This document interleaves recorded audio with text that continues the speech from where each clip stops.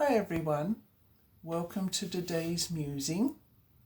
And since we're getting closer to Easter, I thought it was a good idea to focus on one part of the Easter story.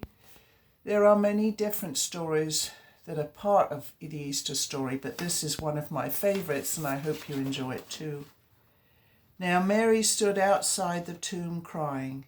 As she wept, she bent over to look into the tomb and saw two angels seated there in white, where Jesus' body had been.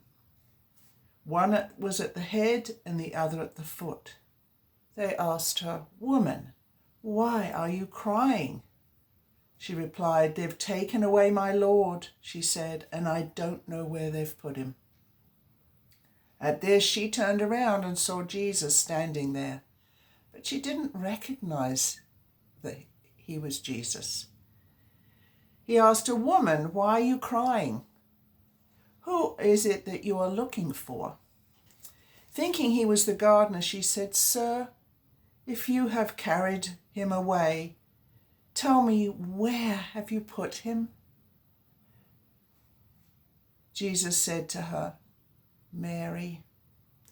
She turned toward him and cried out in Aramaic, "Rabboni," which means teacher.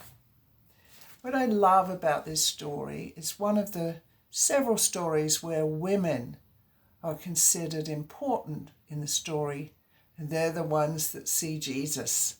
And in this case, this is Mary, who was castigated in many ways as to who she was she a bad woman, and so on. But I think in many ways this is also something for us to look at. When do we not recognize the divine in our lives? There are many times in our lives where we have awkward moments, where we feel lost, where we feel that somehow the divine has left us behind or is busy with other people. And the real answer is no. Always, always the divine is with us. We are never alone. And we forget that.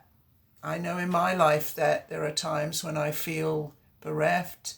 Perhaps the divine has forgotten about me. But it's not true, is it? The divine is always with us. We are never, ever alone. And maybe we can recognize the divine the way Mary finally did when he called her by her name. And we are always called in many ways by our names, our true names, not the names that we were given as babies, but the true names that we have that consider who we are as human beings. We are all children of the divine.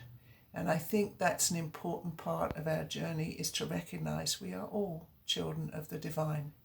May you be blessed this Easter time. God be with you all.